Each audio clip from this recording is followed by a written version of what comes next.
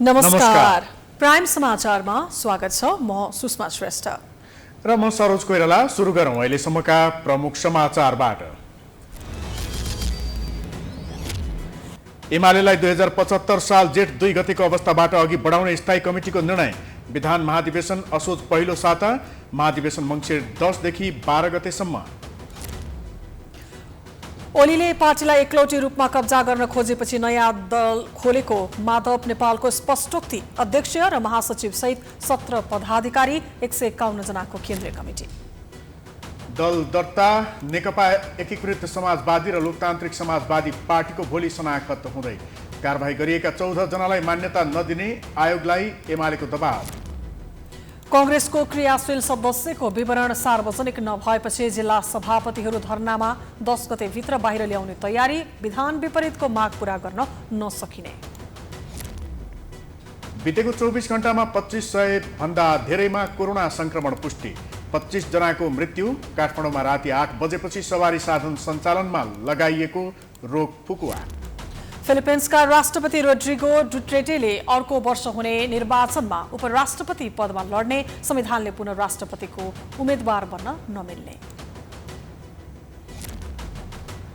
र राष्ट्रिय फुटबल टिमको बन्द प्रशिक्षणमा 25 खेलाडी छनौट। अभिषेक रिजाल, अर्पण कार्की र शिशिर लेखीलाई एन्फाले हटायो।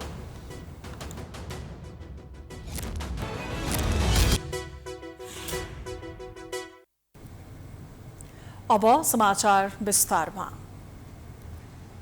नेकपा एमालेको स्थायी कमिटी बैठकले पार्टीलाई 2075 साल जेठ 2 गतेको अवस्थाबाट अघि बढ्ने निर्णय गरेको छ।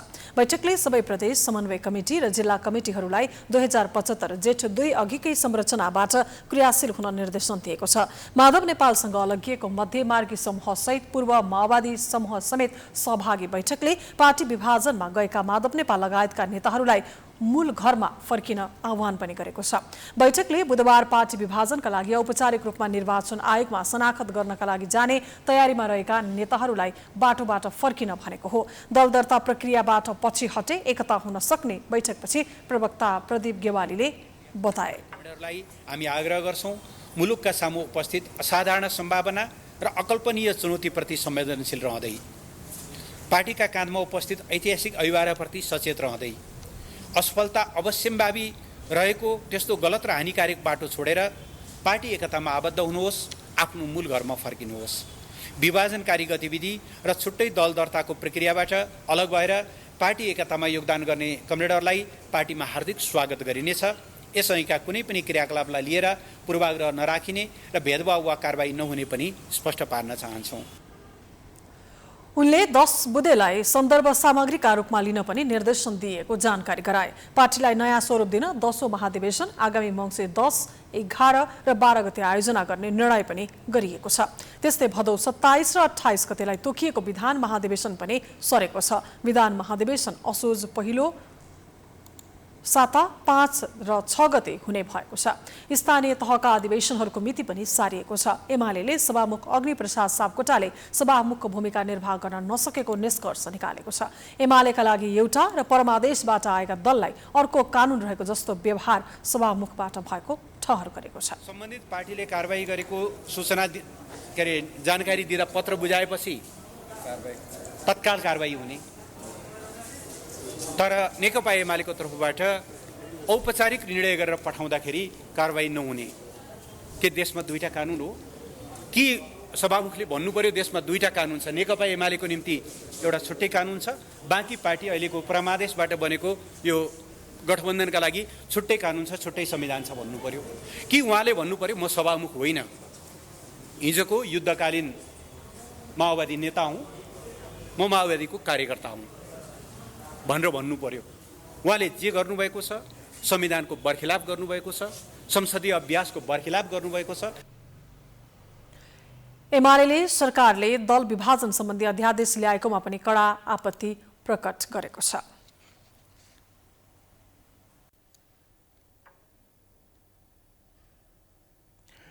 प्रस्तावित नेकपा एकीकृत समाजवादी पार्टीका अध्यक्ष माधव कुमार नेपालले एमाले अध्यक्ष केपी ओलीले एकलौटी पार्टी कब्जा गरिसकेपछि नयाँ पार्टी खोल्ने बाहेक अर्को विकल्प नभएकाले अलगिनु परेको बताएका छन्।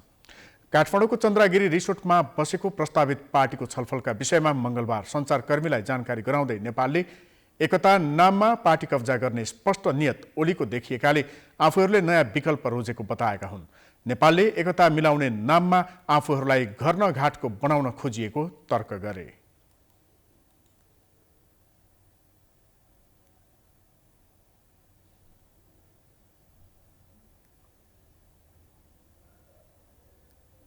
अष्टलक्ष्मी कवरको बारेमा उहाँसँग मेरो सल्लाहले नै उहाँ हुनुभएको हो, मेरो सहमति लिनुभएकै हो, तर उहाँ पनि अब अप्ठ्यारोमा हुनुहुन्छ। अहिले त हुनुभयो, अब अहिले त हुनुभयो। जब पार्टी अलग बनिसकेपछि एउटा पार्टी रोज्नुपर्ने अवस्था बन्छ। अब उहाँमाथि भर पर्ने कुरा हो, म धेरै अहिले भन्न चाहन्न। अब त्यो नयाँ पार्टी बनिसकेपछि 21 दिनभित्रमा कुन पार्टी रोज्ने भनेर प्रदेश सभाका सदस्यको हकमा र स्थानीय तहका प्रतिनिधिहरूको हकमा 21 दिनको समय भएको हुन्छ। त्यो समयभित्र उहाँ कता रोज्नुहुन्छ त्यसको आधारमा अनि त्यो सरकारलाई हामीले कसरी हेर्ने भन्ने तय हुनेछ। नेपालले नयाँ पार्टी गठन भए पनि एकता हुन सक्ने बताएका छन्। तेस्रो धारमा उभिएका नेताहरूप्रति लक्षित गर्दै उनले ज्येष्ठ 2 गतेका बारेमा चलाइएको चर्चा एमालेमा छिर्ने बहाना मात्र भएको स्पष्ट पारे। त्यस्तै नेपालले आफ्नै सहमतिमा अष्टलक्ष्मी शाक्य बागमती प्रदेशको मुख्यमन्त्री बनेको भन्दै उनले रोज्ने दलका विषयमा भने शाक्यमा नै भर पर्ने जिकिर गरे। बैठकमा विषयवस्तुमा छलफल, व्यापक छलफल, बहस र त्यसपछि निष्कर्षमा पुग्ने, निर्णयमा पुग्ने, निर्णयको आधारमा सबैले चल्नुपर्छ। किनभने कम्युनिस्ट पार्टीमा सामूहिक नेतृत्वको प्रणाली हुन्छ, बहुमतको निर्णय सबैले मान्नुपर्ने आवश्यकता पर्छ भन्ने हामी भनेका थियौँ। आफ्नो सत्ता जोगाउनको लागि उहाँले सबै खालका गलत कदमहरू चाल्नुभयो, बैठक कामहरू गर्नुभयो, पार्टीको नीति सिद्धान्तको विपरीत गएर उहाँले कामहरू गर्नुभयो र उहाँ दक्षिणपन्थी अवसरवादी भाषमा भाषिनुभयो। र यसले गर्दाखेरि पार्टीको भित्र 2टा धार देखिए। एउटा दक्षिणपन्थी धार देखियो, अर्को भनेको क्रान्तिकारी धार देखियो। यो सबै 2टा धारको बीचको लडाइँ अगाडि बढ्दै गइरहेको थियो। उहाँ पार्टीभित्रको क्रान्ति धारलाई समाप्त पार्ने सोचमा हुनुहुन्थ्यो। यसबीचमा आफ्नो नयाँ दलप्रति भ्रम फैलाउने काम पनि गरिएको उनले बताए। नयाँ पार्टीको विधि विधानका बारेमा ठण्डा दिमागले छलफल गर्न चन्द्रागिरीमा बैठक राखिएको नेपालको भनाइ छ। यसैबीच मृगौला प्रत्यारोपण गर्न दिल्ली गएका जलनाथ खनालले पनि बैठकलाई दिल्लीबाट भर्चुअल सम्बोधन गरेका थिए। नेता खनालले एमाले विभाजनलाई क्रान्तिकारी विद्रोहको संज्ञा दिँदै स्थायी कमिटीका सदस्यहरूले मध्यपन्थी अवसरवादको बाटो लिएर केपी ओलीलाई सघाएको आरोप लगाएका छन्।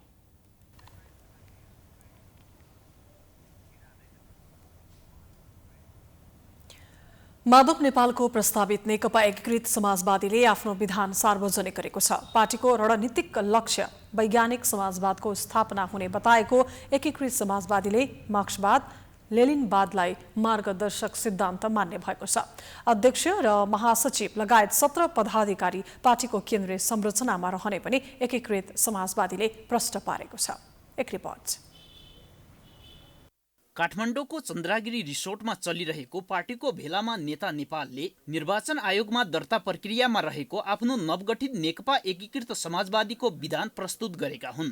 विधानमा पार्टीलाई बोलीचालीको भाषामा नेकपा ए समाजवादी भनिने र मार्गदर्शक सिद्धान्त मार्क्सवाद लेनिनवाद हुने उल्लेख छ।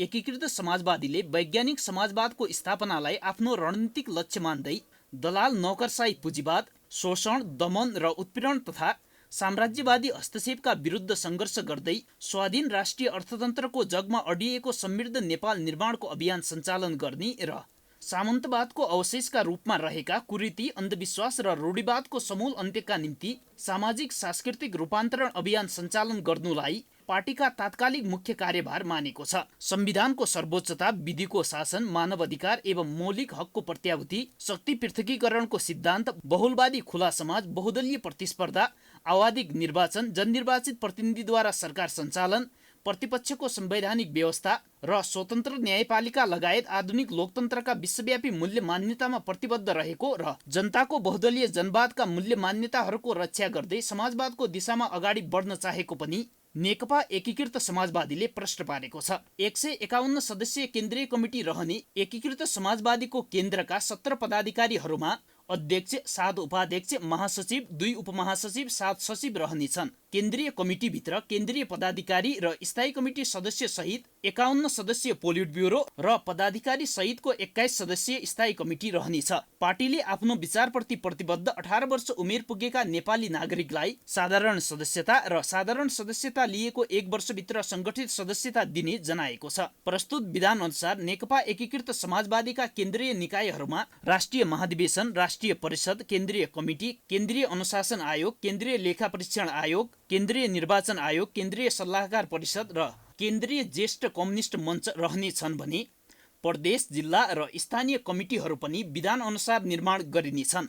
विधानमा 5 वर्षमा अनिवार्य रूपमा गर्नुपर्ने महाधिवेशन विशेष परिस्थितिमा 6 महिना अघि वा 6 महिना पछि सार्न सकिने भनिएको छ। राष्ट्रिय महाधिवेशन पार्टीको सर्वोच्च संस्था हुने भए पनि केन्द्रीय संरचनाको चयन भने राष्ट्रिय परिषदले गर्नेछ। पार्टीका 2 महाधिवेशन बीचको सर्वोच्च नीति निर्माण संस्थाको रूपमा रहेको राष्ट्रिय परिषदमा पार्टी संगठनबाट चयन भएका प्रतिनिधि हुनेछन्।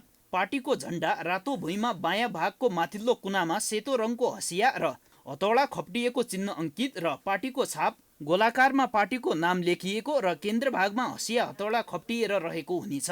चुनाव चिन्ह भने अझै पनि चयन गरिएको छैन।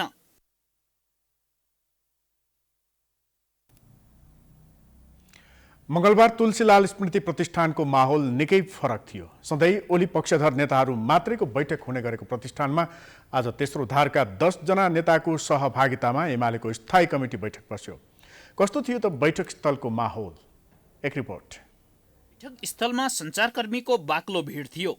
हँसिलो मुहार सहित बैठक स्थलमा प्रवेश गरेका नेकपा एमालेका अध्यक्ष केपी शर्मा ओली अन्य दिनभन्दा निकै प्रसन्न मुद्रामा देखिए। लाग्थ्यो उनी कुनै युद्ध जितेर फर्किरहेका छन्। हुन पनि माधव नेपाललाई पार्टी बाहिरै राखेर नेपाल पक्षका अधिकांश प्रभावशाली नेतालाई आफूतिर तान्न सक्नुलाई ओलीको जितकै रूपमा हेर्न सकिन्छ। बैठक साँझ करिब 4 बजे मात्रै सुरु भयो। बैठकको प्रारम्भमा ओलीले बागमती प्रदेशकी नवनियुक्त मुख्यमन्त्री अष्टलक्ष्मी साक्यलाई बधाई दिए। त्यसपछि विगतमा माधव नेपाललाई सहयोग गरेका नेताहरूसँग पनि उनले प्रसन्न मुद्रामा कुरा गरे। उनको मुहारमा आज कुनै तनाव देखिएन। पार्टी विभाजनबाट आफूलाई घाटाभन्दा पनि नाफा भएको आकलन गरेका ओलीले बैठक स्थलमा सहभागी सबैलाई खाजाको व्यवस्था गरेका थिए। लाग्थ्यो खाजा ओली र एमालेको जित अनि माधव नेपालको हारमा खुवाइँदैछ। बैठक स्थलमा भेला भएका नेता, सञ्चारकर्मी र सुरक्षाकर्मीले एकसाथ खाजा खाए। सबैलाई खाजाको प्रबन्धका बारेमा आनन्द होटल गौशालाका प्रबन्धकले भोजकै सुरुवात गरे झै खाजाबारी जानकारी नै दिए। खानामा चाहिँ हामीले सरले अर्डर गर्नु थियो 200 देखि 250 वटा, हामी 250 वटा ल्यायो। त्यसमा चाहिँ हजुरको भेजिटेबल, सधैँ भेजिटेबल, फ्रुट्स, भेजिटेबल कटलेट हैन, अनि भेजिटेबल आलु बन्डा अनि वडा यति कुरा ल्याएको छ। 5 थरी आइटम ल्याएको छ। यसको कस्ट हजुरको 400 नेट छ। स्थायी कमिटी बैठकमा सहभागी र उपस्थित सबैलाई खाजाको प्रबन्ध गरिनुलाई ओलीको पार्टी एकीकरण र तेस्रो धारको साथ र समर्थनको रूपमा मनाइएको खुसियालीका रूपमा खुवाइएको भोजका रूपमा हेरियो। हुन पनि उपस्थित सबैजना एमालेले वितरण गरेको खाजा भोज जस्तै गरेर खाइरहेका थिए, रमाइरहेका थिए।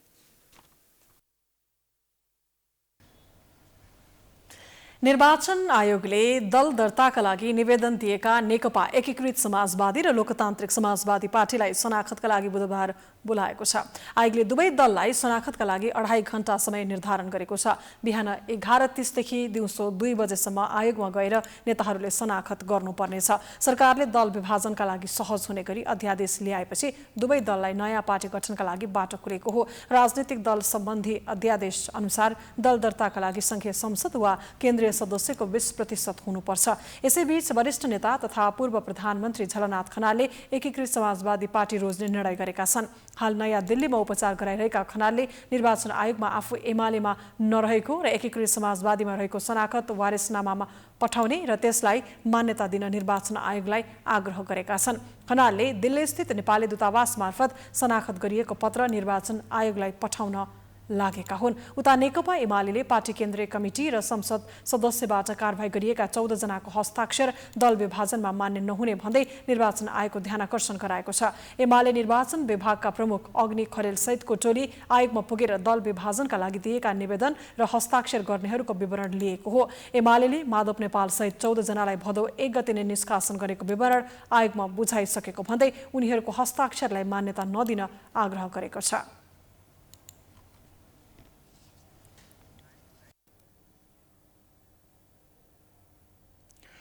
एमालेका अध्यक्ष केपी ओली र वरिष्ठ नेता माधव कुमार नेपाल बीचको व्यक्तिगत मनमुटावले नेपालको सबैभन्दा ठूलो दलमा विभाजनको रेखा कोरिएको छ। नेपाल अब नेकपा एकीकृत समाजवादीका नेतृत्वकर्ता बनिसकेका छन्। दुई नेताको दम्भका कारण नेकपा एमाले बेहोर्नु परेको क्षतिले मुलुकको राजनीतिलाई समेत प्रभाव पार्नेछ। एक रिपोर्ट। नेकपा एमालेका निवर्तमान अध्यक्ष केपी शर्मा ओलीको दम्भ अनि ओलीसँग गत महाधिवेशनमा पराजित माधव कुमार नेपालको पार्टी राजनीतिमा शक्तिशाली बन्ने लालचा नै एमाले फुटको प्रमुख कारण बनेको छ। पछिल्लो समय ओलीको चाहना सधैँ नेता नेपाल बिनाको एमाले बनाउने थियो। नेता नेपाल भने एमालेमा ओली बराबरको हैसियत खोज्दै थिए। सर्वोच्च अदालतले नेकपा विघटनको फैसला गर्नुभन्दा अगाडि नेता नेपाल र तत्कालीन नेकपाका अर्का अध्यक्ष पुष्पकमल दाहालले ओलीलाई सत्ताबाट हटाउने योजना बुनेका थिए। तर ती दुई नेताको रणनीति बुझेका चतुर नेता ओलीले बरु नेपाल र दाहालको सहकार्य तोड्ने अनेकौं प्रयत्न गरे। नेपाल र दाहालको दबाव सहनुभन्दा मुलुकलाई मध्यावधि निर्वाचनमा धकेल्नु ओलीले आफ्ना लागि हितकर देखे। तर सर्वोच्च अदालतले ओलीको संसद विघटन गर्ने निर्णयलाई दुई पटक अस्वीकार गर्यो। त्यही बीचमा अदालतले नेकपा नै खारेज गरेर नेकपा माओवादी केन्द्र र नेकपा एमाले बिउताएपछि नेपाल र दाहाल फरक धारमा उभिन बाध्य भए। तर पनि ती दुई बीच सहकार्यमा कमी आएन। नेपालले आफ्नै दलका अध्यक्षलाई सत्ताच्युत गराउन भूमिका खेले। संसदीय राजनीतिमा बिरलै देखिने दुष्कार्य गरेका नेपालले त्यसलाई संविधान ट्र्याकमा ल्याउने प्रयासका रूपमा परिभाषित गरे। समय क्रमसँगै नेकपा एमालेमा नेता नेपाल नभई आजीवन अध्यक्ष हुन पाउने ओलीको सोच बलियो बन्दै गयो। पार्टीमा शक्तिशाली बन्दै गएका ओलीकै कारण आफू थप कमजोर बन्ने अनुमान नेता नेपालको रह्यो। एमालेमा भविष्य नदेखेकै कारण नेपालले ओलीसँग अलग भएर अन्य दलसँगको सहकार्यलाई महत्त्व दिए भने ओली जसरी भए पनि नेपाललाई एमालेमा फर्कनबाट रोक्ने अभियानमा लागे। त्यही कारण दुवैले एकले अर्कालाई दोषी देखाउन कुनै कसर बाँकी राखेनन्। दुवैको बोली क्षुद्रताको हदसम्म गिर्न थाल्यो। पार्टीको स्वस्थ क्रियाशील जीवनको निम्ति पहिलो कुरो त विचार हो।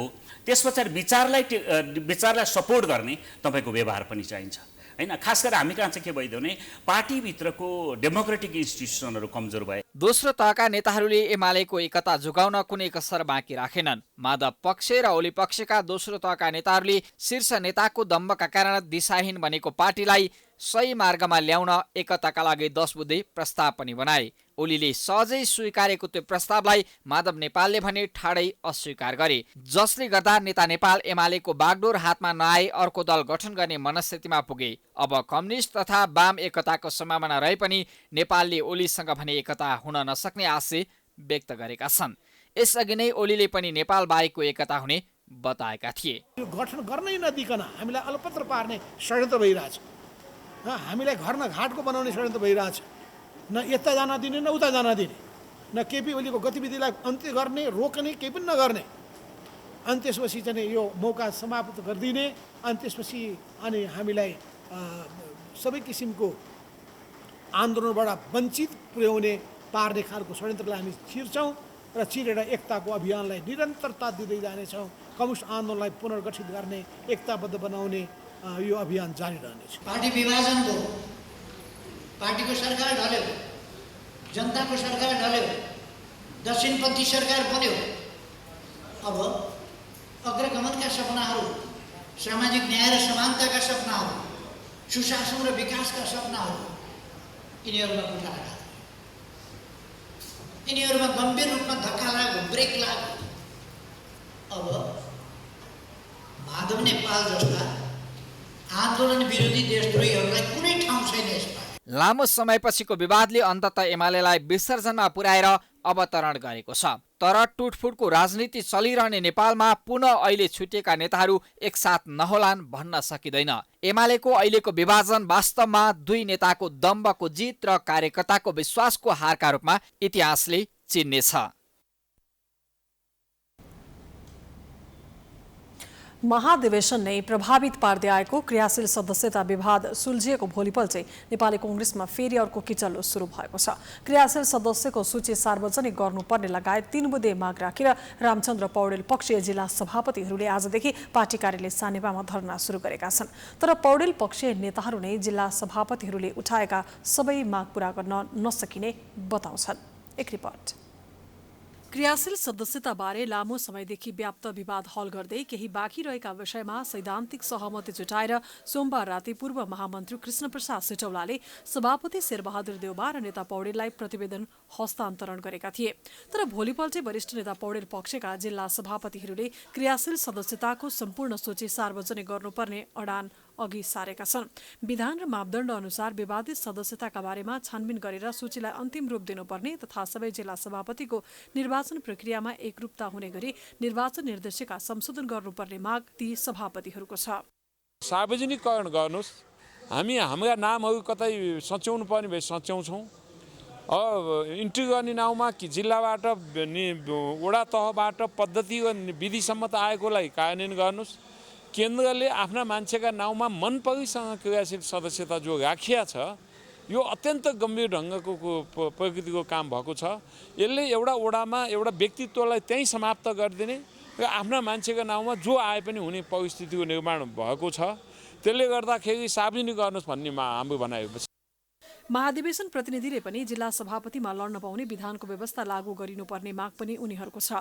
एक निर्वाचन क्षेत्र भएको क्षेत्रमा क्षेत्रीय प्रतिनिधि पनि जिल्ला सभापतिमा उठ्न पाउने व्यवस्था गरिएको प्रति जिल्ला सभापतिहरूले आपत्ति जनाएका छन्। निर्वाचनको प्रक्रियामा 2 दर्जाका सभापति हुन्छन् एउटै पार्टीभित्र। एउटा जिल्लामा एउटा मात्र निर्वाचन क्षेत्र भएको जिल्लामा महाधिवेशन प्रतिनिधिबाट सभापति जिल्ला क्षेत्रीय अधिवेशन प्रतिनिधिबाट सभापति चयन गर्नुपर्ने, अरू 2 वा 2 भन्दा बढी भएको ठाउँमा महाधिवेशन प्रतिनिधिबाट हुनुपर्ने, यो दोहोरो मापदण्ड भएन। फरक कित्तामा रहेको नेतालाई वडा तहमा नै सिद्ध्याउने खेलमा संस्थापन पक्ष लागेको आरोप पनि कतिपय नेता कार्यकर्ताको छ। यसअघि पनि क्रियाशील सदस्यता विवादका कारण नेता कार्यकर्ताहरू धरनामा बस्दै आएका थिए। जिल्ला सभापतिहरूको धरनालाई गोपालमान श्रेष्ठ, अर्जुन नरसिंह केसी, डाक्टर शेखर कोइराला, गगन थापा, कमला पन्त लगायतका नेताहरूले ऐक्यबद्धता जनाएका छन्। नीतिगत रूपबाट व्यावहारिक कार्यान्वयन गर्ने काम र त्यो लिस्ट हुन्छ त्यो सार्वजनिक हुने कुरा सभापतिहरूले जो उठाउनु भएको छ त्यो मेरो पनि पहिलादेखि सुरुदेखिको माग हो। लिस्ट सार्वजनिक हुनुपर्छ। हामी लोकतन्त्रका संवाद शक्तिको रूपमा रहेको हो। पार्टीमा यति पनि पारदर्शी भएन को मतदाता हो को होइन भन्ने कुरा पनि अन्तिम मतदान गर्न जाँदा मात्रै थाहा पाउने भन्ने कुरा लोकतान्त्रिक होइन। र वडा जिल्लाबाट आएका क्रियाशील सदस्यको नाम काटेर केन्द्रीय नेतृत्वले आफू अनुकूल नाम राखेको आशंका जिल्ला सभापतिहरूको छ। नेपाली कांग्रेसमा कहिल्यै समायोजन नभएको अन्य दलका कार्यकर्ताको नाम समेत समावेश गरेर जथाभावी क्रियाशील सदस्यता वितरण गरिएको आरोप पनि उनीहरूको छ। क्रियाशील सदस्यको नाम सार्वजनिक नगरिनुको पछाडि षड्यन्त्रको गन्ध आएको उनीहरू बताउँछन्। जिल्ला सभापतिको आशंकालाई स्वीकार गर्दै नेता गगन थापाले पनि कार्यदलमा भएको सार्वजनिक गर्नुपर्ने बताउँछन्। हिजो टुङ्गिएको कुरा सार्वजनिक गर भने त हो। टुङ्गिएको के भन्छ थाहा पाउनु पऱ्यो नि। टुङ्ग्याउनेहरू चाहिँ अर्कै दर्जाको, बाँकी अर्को दर्जाको र पार्टीको। मलाई थाहा छैन के टुङ्ग्याएको भनेर, कसले के टुङ्गाएको थाहा पाउनु परेन। यहाँ जिल्ला सभापतिको कुरामा त हाम्रो कुरा पनि हो।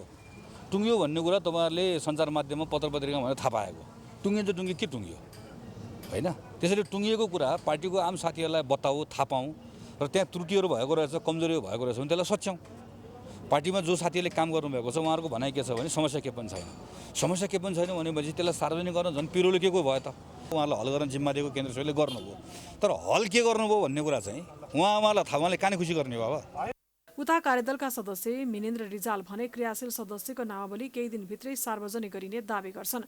तर साथै उनले जिल्ला सभापतिहरूले उठाएका सबै माग पूरा हुन नसक्ने दावी पनि गर्छन्। अब हामीले जे निर्णयहरू गर्यौँ नि त हामीलाई केन्द्र समितिको जिम्मेवारी हुन्छ। त्यो निर्णय अनुसार त अहिले भएको अहिले कायम रहेको सूची त सचिन्छ नि त। त्यो सचिएपछि सार्वजनिक हो। म फेरि दोहोऱ्याएर भन्छु, हामीले केही निर्णय गऱ्यौँ त्यो निर्णयका आधारमा सूची सचिन्छ। त्यो सूची सचिएपछि सार्वजनिक हुन्छ। सभापतिले गर्छु भन्नुभएको छ, निर्वाचन निर्देशिकाले गर्नुपर्छ भनेको छ। क्रियाशील सदस्यताबारे सबैभन्दा बढी विवाद बारा र सप्तरीमा देखिएको थियो। सहमति अनुसार सप्तरीको 3 नम्बर क्षेत्रका केही वडाहरूमा नयाँ सदस्यता वितरण स्थगित गरिएको छ। कार्यदलले धनुषा 4 र सर्लाही 2 को विवाद भने टुङ्ग्याउन सकेको छैन। सिटौला नेतृत्वको समितिलाई नै सहमतिका आधारमा क्रियाशील सदस्यको सूचीलाई अन्तिम रूप दिने जिम्मेवारी पनि दिएको छ। समितिले चाँडै सदस्यको नामावली सार्वजनिक गर्ने नेपाली कांग्रेसका प्रवक्ता विश्वप्रकाश शर्माले समेत सामाजिक सञ्जाल मार्फत जानकारी दिएका छन्। समाचारको सिलसिला जारी छ। हामी विश्राम पछि आउँछौं। विश्रामपछि स्वागत छ। अब बाँकी समाचार। पछिल्लो 24 घण्टामा 2525 जनालाई कोरोना भाइरस संक्रमण पुष्टि भएको छ। 9909 पिसिआर र 4901 एन्टिजेन परीक्षण गर्दा काठमाडौँ उपत्यकामा 689 जना सहित 2525 जनामा कोरोना संक्रमण पुष्टि भएको हो। संक्रमण पुष्टि भएका मध्ये सबैभन्दा धेरै 21 देखि 30 वर्षका 459 जना छन्। त्यस्तै 31 देखि 40 वर्षका 452 जनामा कोरोना संक्रमण पुष्टि भएको छ। यस्तै 10 वर्ष मुनिका 36 बालबालिकामा कोरोना संक्रमण पुष्टि भएको छ भने 11 देखि 20 वर्ष उमेर समूहका 174 जना कोरोना संक्रमित थपिएका छन्। काठमाडौँमा 518, झापामा 196, कास्कीमा 163, मोरङमा 150 र ललितपुरमा 119 र काभ्रेपलाञ्चोकमा 101 जनामा कोरोना संक्रमण पुष्टि भएको छ। आज 35 जनाको मृत्यु भएको छ। यो सँगै नेपालमा मृत्यु हुनेको संख्या 10,568 पुगेको छ। कोरोना संक्रमण पश्चात थप 2086 जना संक्रमण मुक्त भएका छन्। देशभर सक्रिय संक्रमितको संख्या 38,250 जना रहेका छन्, जसमध्ये 35,145 जना होम आइसोलेसनमा र 3,105 जना संस्थागत आइसोलेसनमा रहेका छन्। कोरोनाका बिरामी मध्ये 620 जना आइसियु र 170 जना भेन्टिलेटरमा उपचाररत छन्। काठमाडौँ उपत्यकामा राति 8 बजेपछि सवारी साधन सञ्चालनमा लगाइएको रोक हटाइएको छ। उपत्यकाका प्रमुख जिल्ला अधिकारीहरूको मंगलबार बसेको बैठकले निजी तथा सार्वजनिक सवारी साधन सञ्चालनमा यसअघि व्यवस्था गरिएको 8 बजेसम्मको समयावधि हटाएको हो। काठमाडौँका प्रमुख जिल्ला अधिकारी कालीप्रसाद पराजुलीले सवारी साधन सञ्चालनका लागि यसअघि गरिएको व्यवस्था हटाइएको जानकारी दिए। उनले साबिक बमोजिमको भदौ 16 गतेसम्म कोभिड-19 महामारी नियन्त्रणका लागि जारी गरिएको निषेधाज्ञा भने कायमै रहेको बताए। त्यस्तै जनस्वास्थ्यको मापदण्ड पूरा गरेर मात्र गतिविधि गर्न आग्रह गरिएको पराजुलीले जानकारी दिए। यो जारी निषेधाज्ञालाई चाहिँ हामीले भोलि भदौ 9 गतेदेखि 16 गतेसम्म थप गर्ने निर्णय गरेका छौँ। आज अब हाम्रो डिसिसिएमसीको बैठक बसेको थियो। त्यसपछि अब काठमाडौँ, ललितपुर, भक्तपुर तीनैवटा जिल्लाका प्रमुख जिल्ला अधिकारीको संयुक्त बैठकले निषेधाज्ञालाई चाहिँ अब 16 गतेसम्म थप गर्ने निर्णय गरेका छ। अब धेरै कुराहरू स्वाभाविक बमोजिमै छन्। अब भिडभाडजन्य गतिविधिलाई रोक्ने हिसाबले हामीले यो सभा सम्मेलन अनि यो पार्टी प्यालेसहरू, सिनेमा हल, डान्स बार, दोहोरी नाचघर, क्लब, स्विमिङ पुल, मनोरञ्जन स्थल, सङ्ग्रहालय त्यो कुराहरूमा भिडभाड गर्न नदिने भनेको छ। कार्यक्रम सञ्चालनहरू गर्न नपाउने भनेको छ। नयाँ आदेशमा यसअघि निषेध गरिएका सभा, सम्मेलन, party palace, dance bar, restaurant लगायत भिडभाड हुने गतिविधिलाई आगामी भदौ 16 सम्म यथावत राखिएको छ।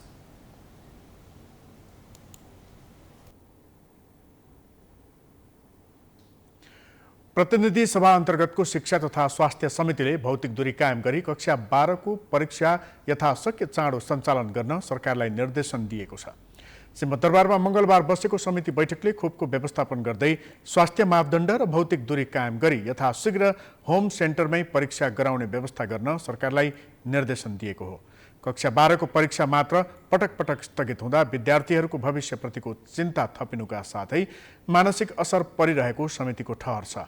सीसीएमसीको गलत निर्णयका कारण परीक्षा स्थगित हुन पुगेको निष्कर्ष समितिको छ।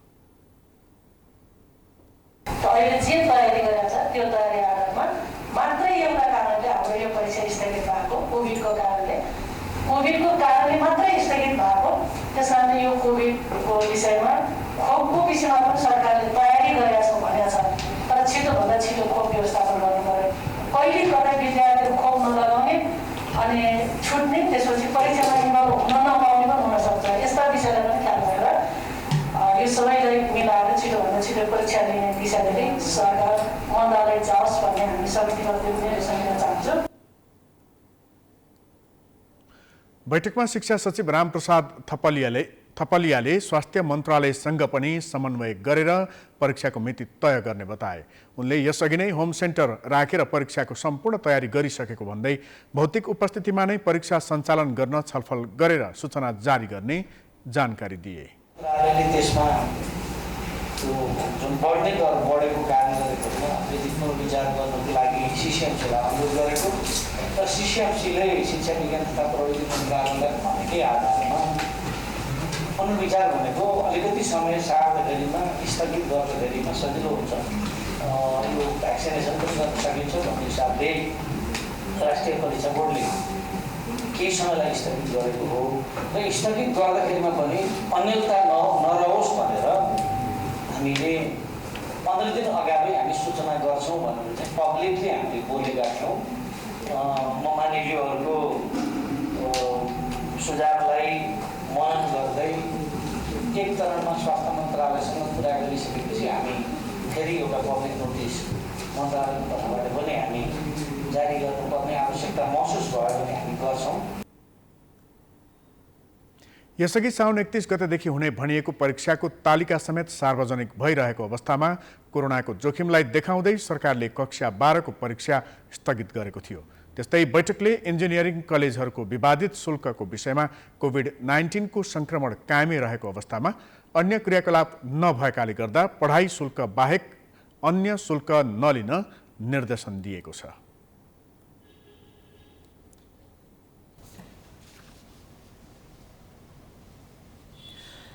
अफगानिस्तानको सत्तामा तालिबानको कब्जापछि उत्पन्न विषम राजनीतिक परिस्थितिका कारण हालसम्म 654 नेपाली काबुलबाट स्वदेश फर्किएका छन्। अफगानिस्तानबाट उद्धार गरिएका नेपालीहरूको स्वदेश फर्कने प्रक्रिया केही दिन जारी रहने पनि परराष्ट्र मन्त्रालयले जनाएको छ। सरकारले पछिल्लो 2 दिनमै 149 जनाको उद्धार गरेको छ। मन्त्रालयका अनुसार हालसम्म 654 जना नेपाली काबुलबाट स्वदेश फर्किएका छन्। स्वदेश फर्किएका नागरिकलाई सरकारी समन्वयमा सरकारले व्यवस्थापन गरेको होल्डिङ सेन्टरमा कोरोना परीक्षण गर्ने गरिएको छ। सरकारी प्रक्रियापछि स्वस्थ रहेका व्यक्तिहरूलाई घर पठाउने गरिएको छ। अफगानिस्तानबाट उद्धार भई दोहा, दुबई, लन्डन र नयाँ दिल्लीमा रहेका नेपालीलाई स्वदेश फर्काउन निरन्तर समन्वय र सहजीकरण भइरहेको परराष्ट्र मन्त्रालयले जनाएको छ। साथै उद्धारका लागि कन्सुलर सेवा विभागको वेब पोर्टलमा झण्डै 400 जनाले विवरण दर्ता गराएका छन्। सर्वोच्च अदालतले नेपाल विद्युत प्राधिकरणको कार्यकारी निर्देशकमा कुलमान घिसिङको नियुक्ति सम्बन्धी निर्णय झिकाउन आदेश दिएको छ। प्रधान न्यायाधीश चोलेन्द्र शमशेर जबराको एकल इजलासले 2077 पुष 26 गते हितेन्द्र देव साक्यलाई प्राधिकरणको कार्यकारी निर्देशकमा गरेको नियुक्ति 2078 साउन 25 गते प्राधिकरणको कार्यकारी निर्देशकमा भएको कुलमानको नियुक्तिको सक्कल निर्णय मगाउन आदेश दिएको हो। त्यस्तै अदालतले हितेन्द्र देव साक्यलाई जल तथा ऊर्जा आयोगको ऊर्जा विशेषज्ञमा गरिएको नियुक्ति र विद्युत प्राधिकरण सञ्चालक समितिले साक्यसँग गरेको कार्य सम्पादन सम्झौता पनि माग गरेको छ। यी सबै निर्णयको सक्कल फाइल 3 दिनभित्र पेश गर्न सर्वोच्चले आदेश दिएको हो। सरकारले हितेन्द्र देव साक्यलाई ऊर्जा आयोगमा लैजाने गरी घिसिङलाई प्राधिकरणको कार्यकारी निर्देशकमा पुनः नियुक्ति गरेको थियो। तर सरकारको उक्त निर्णय विरुद्ध साक्यले सर्वोच्च अदालतमा रिट दिएका थिए।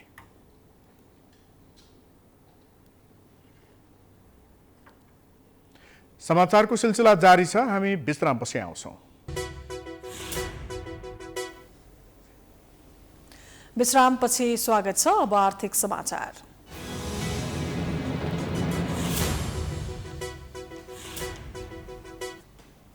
सोमबार मध्यरातिदेखि लागू हुने गरी खाना पकाउने ग्यास, पेट्रोल, डिजेल, मट्टीतेल र हवाई इन्धनको मूल्य बढेको छ। पछिल्लो पटक असार 30 गते पेट्रोलियम पदार्थको मूल्य बढाएको सरकारले यही वर्षभित्रै 6 पटक पेट्रोलियम पदार्थको मूल्य बढाइसकेको छ। सरकारले निरन्तर पेट्रोलियम पदार्थको मूल्य बढाएर उपभोक्ताको ढाड सेक्ने काम गरेको आरोप लगाउन थालिएको छ। एक रिपोर्ट। नेपाल आयल निगमले पेट्रोलियम पदार्थको मूल्य फेरि बढाएको छ। पछिल्लो पटक मूल्य बढाएको करिब 1 महिनापछि नेपाल आयल निगमले फेरि इन्धनको मूल्य बढाएको हो। नयाँ दर अनुसार अब ग्राहकले पेट्रोल किन्न प्रति लिटर 130 रुपैयाँ तिर्नुपर्नेछ। पछिल्लो दरमा अहिले प्रति लिटर 2 रुपैयाँ बढाइएको हो।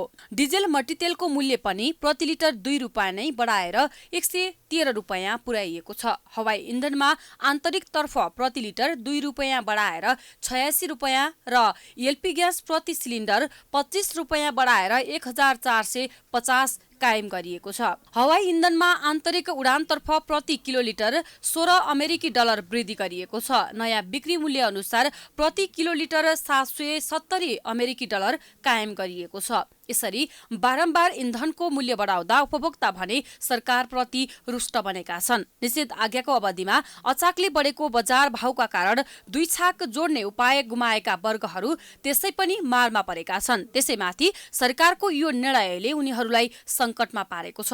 अब कसरी हुन्छ भइसके त अब यसलाई त कम गर्न पाए हुन्थ्यो नि, होइन? यसलाई त अझ निकै लामो समयसम्म चाहिँ एकदम स्थिर रूपमा राख्न पाएदेखि हुन्थ्यो। त्यो भएदेखि हामीलाई पनि सजिलो हुन्थ्यो। त्यसो हुँदाखेरि चाहिँ अब हाम्रो घरायसी खर्चदेखि लिएर अरू हरेक कुराहरूमा चाहिँ एक खालको चाहिँ ब्यालेन्स क्रिएट हुन्थ्यो। अवस्थामा जनताले के खाने के चाहिँ भन्ने चाहिँ थाहा छैन। उनीहरूले हरेक कुरामा चाहिँ भाउ बढ्ने जनताले साफ दिने काम गर्यो भने हामी जिम्मेवारी बस्दैन। म एउटा आवाज मात्रै होइन, भोलि गएर मलाई तपाईँहरूलाई पनि पऱ्यो हुन्छ, सबैले पऱ्यो हुन्छ, सबैजनाले त्यस्तै भएर रह्यो भने कहिले चुप्लाएर चाहिँ हामी नागरिक जनताले बस्दैन। त सरकार छ जस्तै पनि लाग्दैन, नेताहरू जस्तो पनि लाग्दैन, राजनेतै छैन जस्तो लाग्छ यो देशमा। तर सानो देश, सुन्दर देश, एकदम प्रकृतिले सबैले धनी देश, हामी गरिब त होइनौँ, तर अब यो खालको उहरू चाहिँ सहेर बस्न बाध्य छौँ। उता नेपाल आयल निगमले भने व्यापार घाटा र आन्तरिक बजार मूल्यको बहाना गरेर दायित्वबाट पन्छिने गरेको छ। मूल्य समायोजन पछि पनि निगम घाटामा नै रहेको निगमका निर्देशक सुरेन्द्र कुमार पौडेल बताउँछन्। निगमका अनुसार निकट भविष्यमा फेरि पेट्रोलियम पदार्थको मूल्य वृद्धि हुन सक्नेछ। अहिले नै नोक्सान हाम्रो पेट्रोलमा 8 रुपियाँ नोक्सान छ। पेट्रोलमा 8 रुपियाँ नोक्सान भनेको 15 दिनमै 15 अर्बको कुरा हुन्छ, महिनाको 15 करोडको कुरा हुन्छ। अब एक महिनामा 30 करोड रुपियाँ पेट्रोलमा चाहिँ सरकारले राहत दिने, आयल निगमले राहत दिने भन्ने कुरा हुन्छ त। त्यसैले बढ्छ, बढाउनु पनि पर्छ। अब हाम्रो लागतै बढेपछि बढ्नु परेन त, कहाँबाट रिकभर गर्ने, होइन? भान्सेले त अलिअलि लोभी पनि हुनु पर्यो, हेर्नुहोस् है त, होइन? त्यसैले यो ढुकुटी हो, यो ढुकुटीलाई हामीले बचाएर राख्नुपर्छ। यसलाई चाहिँ हामीले कमसेकम नोक्सानीमा लानुपर्छ, कमसेकम पनि ब्रेक इभनको पोइन्टमा हामीले लानुपर्छ। विगतमा इन्धनको मूल्य बढ्दा उपभोक्ताको पक्षमा विद्यार्थी संगठनहरू सशक्त ढङ्गले प्रतिकारमा उत्रिने गर्दथे। तर यसपटक विद्यार्थी संगठनको भूमिका पनि कमजोर बनेको छ। उनीहरू आफूहरूले बेला बेलामा सरकारलाई झकझकाउने गरेको र मूल्य वृद्धिको विरोधमा सशक्त आन्दोलनका कार्यक्रम ल्याउने तयारीमा रहेको दावी गर्छन्। खाना पकाउने ग्यासमा पनि वृद्धि गरिएको छ यसपालि, होइन?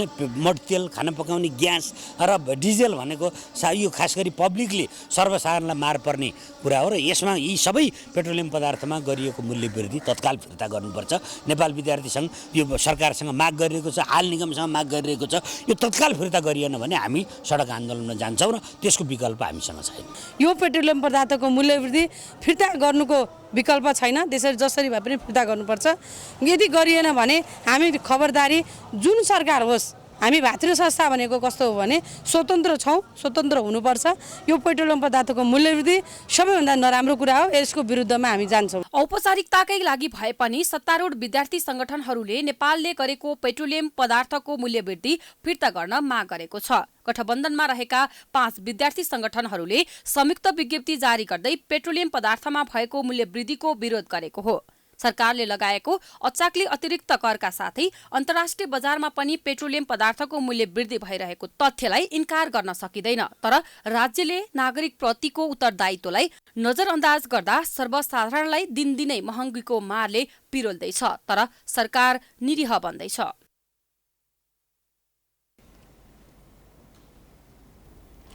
नेपाल स्टक एक्सचेन्ज नेप्सेका प्रमुख कार्यकारी अधिकृत सिइओ चन्द्रसिंह साउदले राजीनामा दिएका छन्। सर्वोत्तम सिमेन्टको बुक बिल्डिङ प्रक्रियामा रहेका बेला सोही कम्पनीमा आफ्नै श्रीमतीको नाममा सेयर किनेपछि सिइओ साउद विवादमा तानिएका थिए। मङ्गलबार अर्थ मन्त्रालयमा नेप्सेका अध्यक्ष दीर्घराज मैनालीको उपस्थितिमा उनले राजीनामा पत्र बुझाएका छन्। मन्त्रालयले समेत साउदलाई स्पष्टीकरण सोधेको थियो। संसदको अर्थ समितिमा सदस्यहरूले साउदलाई निलम्बन गरी कारबाही सुरु गर्न अर्थ मन्त्रालयको ध्यानाकर्षण गराएका थिए। नियामक निकायको नेतृत्वमा बसेर भित्री सूचनाको आधारमा सेयर किनिएको भन्दै सांसदहरूले छानबिन भएर दोषीमाथि कडा हुनुपर्ने बताउँदै आएका थिए। साउदको कार्यकाल करिब 2 महिना मात्रै बाँकी थियो।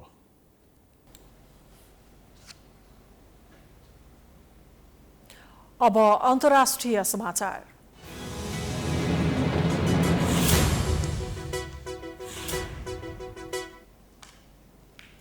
फिलिपिन्सका राष्ट्रपति रोड्रिगो डुटेर्टेले अर्को वर्ष हुने निर्वाचनमा उपराष्ट्रपति पदमा लड्ने भएका छन्।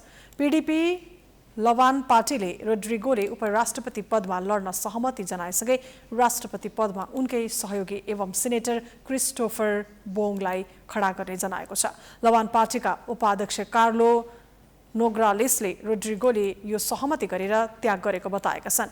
स्थानीय सञ्चार माध्यमहरूका अनुसार फिलिपिन्सको संविधान अनुसार रोड्रिगो यसपटक हुने निर्वाचनमा अर्को कार्यकालको लागि लड्न पाउँदैनन्। त्यसैले सत्ताको शक्ति कायम राख्न र राजनीतिक सङ्कटलाई रोक्न उनले उपराष्ट्रपति पदमा लड्ने निर्णय गरेका हुन्। रोड्रिगो विरुद्ध अन्तर्राष्ट्रिय क्रिमिनल कोर्ट आइसिसीमा समेत मुद्दा पर्ने सम्भावना रहेको बताइएको छ। ड्रग माफिया विरुद्धको अभियानमा उनले गरेको नरसंहार विरुद्ध अनुसन्धान हुनुपर्ने माग उठिरहेको छ।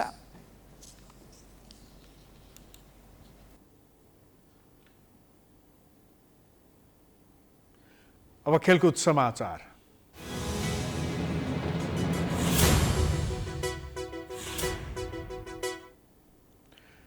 राष्ट्रिय फुटबल टिमको बन्द प्रशिक्षणबाट थप 3 खेलाडी बाहिरिएका छन्।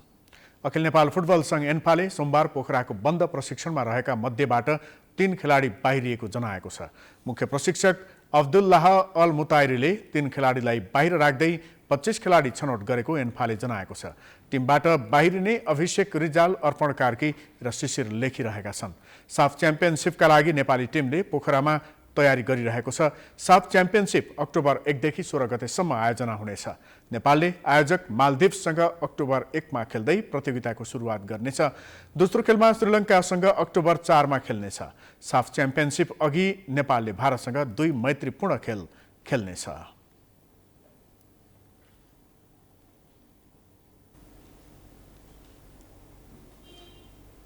हामी समाचारको अन्त्यमा आइपुगेका छौं। जाँदा जाँदै प्रमुख समाचार पुनः एकपटक।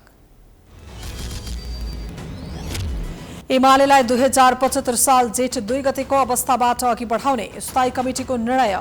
विधान महाधिवेशन असोज पहिलो साता, महाधिवेशन मङ्सिर 10 देखि 12 गतेसम्म। ओलीले पार्टीलाई एकलौटी रूपमा कब्जा गर्न खोजेपछि नयाँ दल खोलेको माधव नेपालको स्पष्टोक्ति। अध्यक्ष र महासचिव सहित 17 पदाधिकारी, 151 जनाको केन्द्रीय कमिटी। दल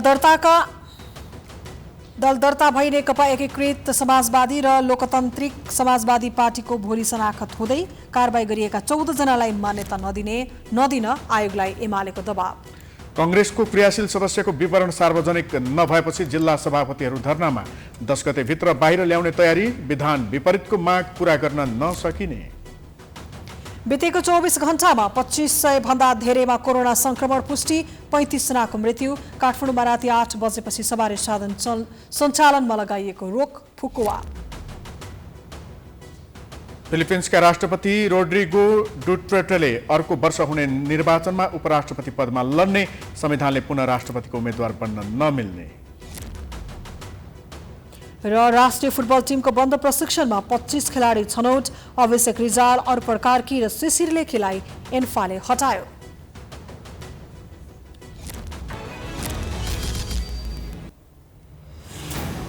समाचार अहिलेलाई सकियो। यसपछिको प्रस्तुति जनता जान्न चाहन्छन् ऋषि धमलाको साथमा। हेर्दै गर्नुहोला प्राइम टाइम्स टेलिभिजन। नमस्कार।